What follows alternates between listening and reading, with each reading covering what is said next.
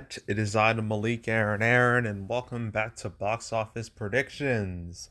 Today we're going to be talking about Beast. So, as usual, we're going to be going over the pros and cons. So, let's get to it. Pros. I guess we can talk about our main man here, Idris Elba, who is a very, very, very recognizable actor. I mean, sure, his track record isn't the best when it comes to movie choices. I mean, after all, he thought being in Cats was a good idea. Either it was him or his agent. But the dude has a really good reputation, strong reputation, for putting in great performances, even if the movie itself is trash, which I think we can all respect. I mean, let's looking at his track record here. It's the first time people really noticed him. I guess it was Daddy's Little Girls. That was a Tyler Perry movie. He had some like supporting roles after that. Obsessed was like the next big one for him. There's Obsessed, Takers. He joined Thor, the MCU as a whole. Pacific Rim, where he had the famous line like "We are canceling the apocalypse." Absolutely epic. Prometheus, No Good Deed.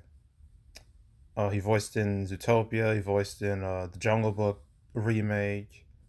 Man, he was everywhere in 2016, wasn't he? Using Star Trek Beyond, Finding Dory apparently. Dark Tower, that was a fail. Mount Between Us did Ich.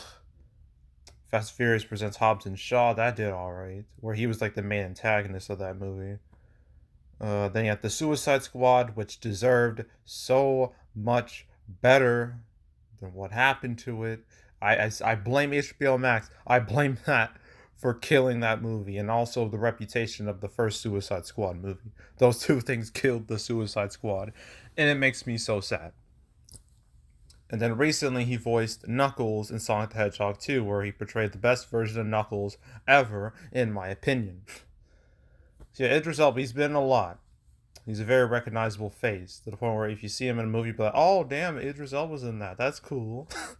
So, yeah, I imagine he's going to be a decent enough draw for this because, again, he's so recognizable. Sure, again, his box office track record isn't the greatest, but you know what? Sometimes that doesn't even matter all that much. I mean, one could argue, say Tom Hanks, the last decade or so, his track record has been very spotty. Didn't stop Elvis from being a hit, and that was like he was a main part of that. So, and even Ethan Hawke, his track record isn't all that great either. Didn't stop Black Phone from being a hit. So, star power is overrated. That's what I'm gonna say. Sometimes in star power and box office cannot talk track records can be a bit overrated.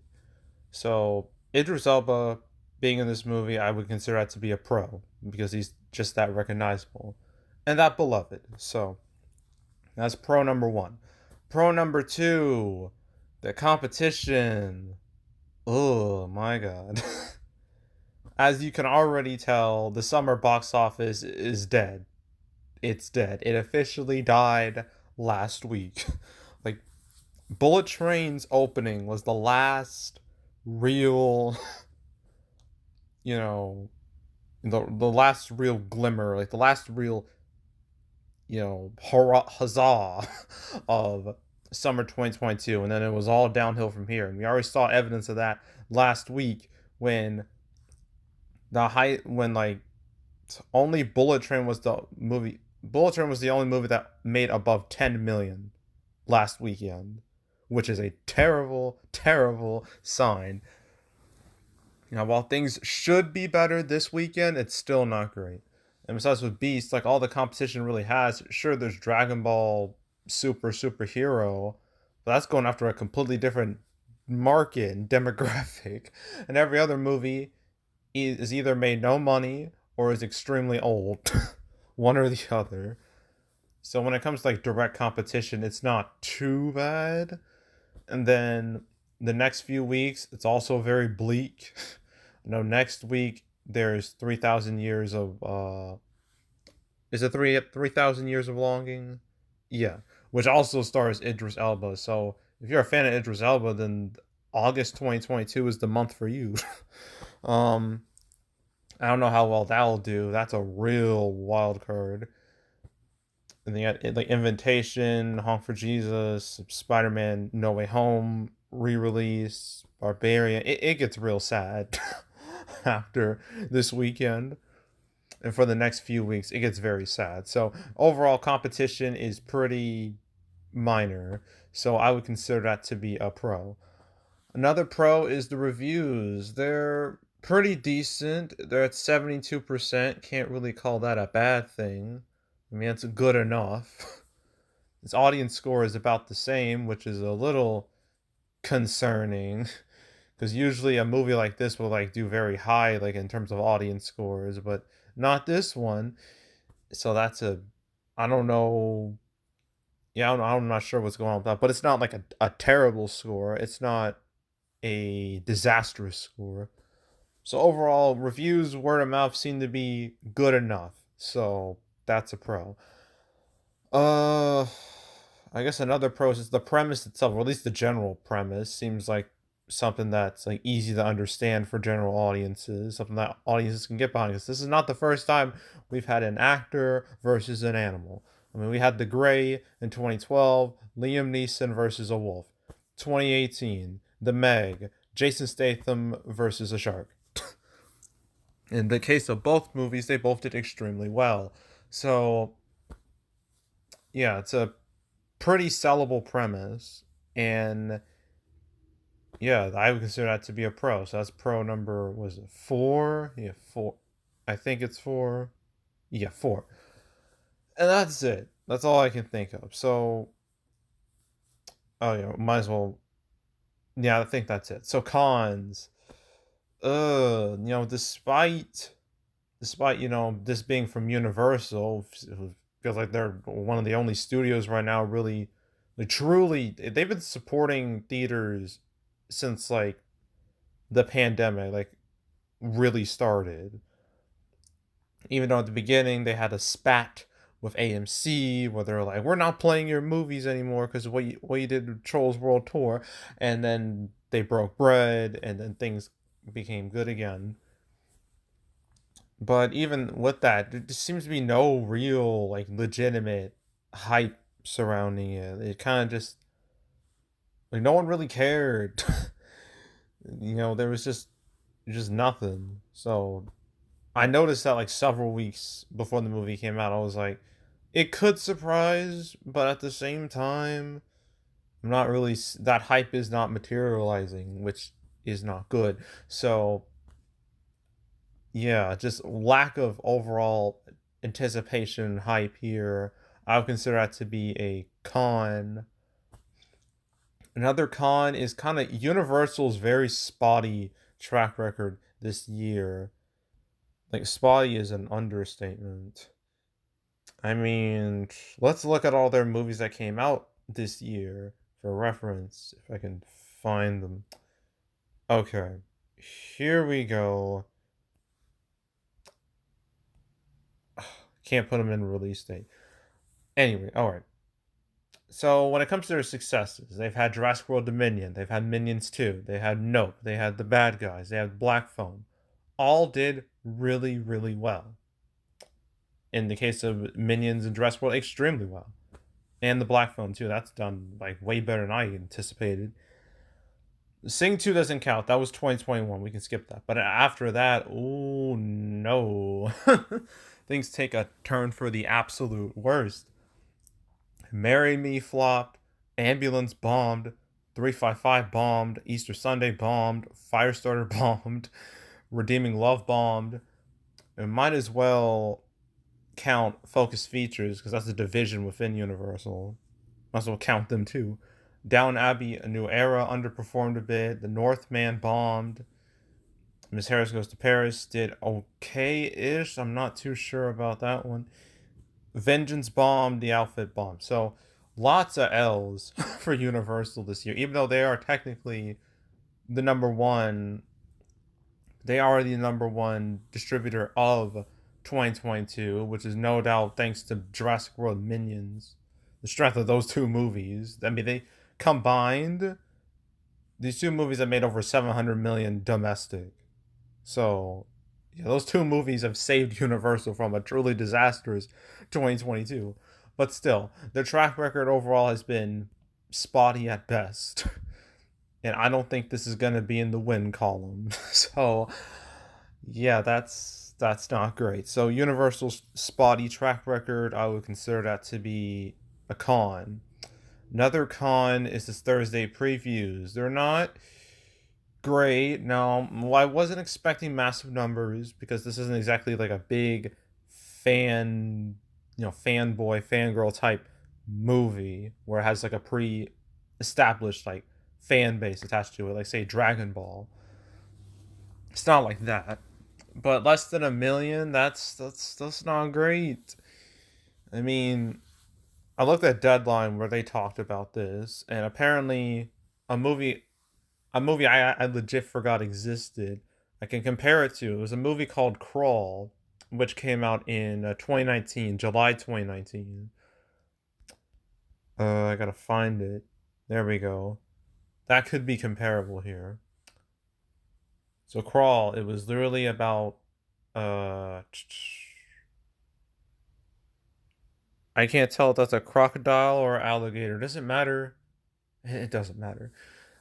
Crawl is basically another, human versus animal movie. That opened with 12 million. It had a preview number of 1 million. So Beast isn't that far behind that. But still only made like 39 million domestic, which I mean considering its budget of like 17 million, that's not bad at all, but the problem is Beast caused double that. So getting that type of number isn't exactly ideal. uh so yeah. I guess that would be like the high end of, you know, what could happen. And then I guess another movie Deadline mentioned that I didn't think of. It was an alligator movie. Okay. Ambulance. Well, I guess I can mention that. I mean, that's relevant. It's also from Universal. Now, Ambulance, despite the fact that it's considered one of Michael Bay's better overall movies, didn't help anything because that movie tanked hard.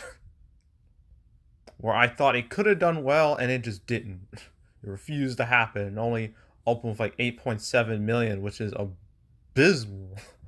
So yeah, it only made 22 million domestic. So, oh, that's not great. So I think Beast. The way Beast is looking, it's likely gonna open in between Crawl and Ambulance, which isn't great considering its budget. But that's what the preview numbers show me. So overall, preview numbers are not very good. So that's con number 2. Con number 3 is I guess its overseas debut was pretty weak, pretty lackluster to say the least. All opened with like, it was around like 5 or 6 million, I think. Yeah, but it's now like it's 7 million. Not great, not great. So weak overseas debut. That's a con. I guess another con is that the movie playing the same weekend, Dragon Ball Superhero, that's obviously going to get all the attention. It's driving all attention away from this, which isn't good. So, yeah, Dragon Ball Superhero, that whole movie is just a con for this movie. And yeah, I think that's it. So, opening weekend. Like a couple weeks ago, I was a little optimistic. I was thinking maybe this could overperform. Maybe this could do better than expected, but I don't think that's going to happen now. So I'm going to have to lower my expectations. I think it can hit double digits. I think it can at the very least do that. So I'm gonna go with 10 million. A little more, a little less, but 10 million. That's what I'm going with. That's what I'm sticking with. So 10 million opening weekend. It's total. With the lack of competition, real competition on the horizon, it could have decent legs, maybe. But I'm just gonna say 30 million total, domestically. So, yeah. 10 million opening weekend, 30 million total. That's what I'm going with. So, yeah, that's it. That's it for Beast. Now, there's one more movie to talk about this weekend. Obviously, is Dragon Ball Super Superhero. It's a lot to discuss with that. So, and then that'll be it. Well, I guess there's the ET IMAX re-release. I'm not talking about that. I really don't care. It's just in like an. Pretty sure it's just an IMAX. I think so. It doesn't matter. So I'm not gonna talk about it. All right. Yeah, that's it for this week. But yeah, those are all the movies coming out this week. And the next week I do The Invitation and 3,000 Years of Longing, and then that'll be it for August. Man, things have gotten really, really sad. If you already couldn't tell. So, and they're gonna continue to be sad until October. Great. So yeah, stay tuned for those. But anywho, yeah, that's it. That's all. Make sure to subscribe, like this video, leave a comment, turn notifications, share the whole drill. Want to check out more videos like this? I got playlists on the homepage for all previous prediction videos I made this year. I've covered all the major Universal movies that have come out this year. So if you want to watch my predictions on any of those, you can go right ahead. There's also the canceled series where I go over all the movies that were supposed to come out but didn't. I don't think I've covered Beast once, so there is that. Recently, I did a cancel episode about how Amsterdam went from November to October of this year, so it moved up. And Saw 10 now has a October 2023 date. That was episode 149, I think. Let me check very, very quickly. Um, yes, 149. So there's 149 episodes of canceled. So you have more than enough to choose from. So I highly suggest you. I encourage you to binge it from beginning to now. Watch all the episodes. Highly encourage it. Go do it. There's also box office recaps where I go over the box office results for any particular month. August recap will come out after Labor Day, and then after that video, I make my two-part summer 2022 recap where I go over the winners and the losers. So that's 3 videos coming in September. So stay tuned for all of those. But if you want to watch any of the past recap videos I've done on the channel, you can go right ahead. And yeah, that's it. That's all. I am out. Goodbye.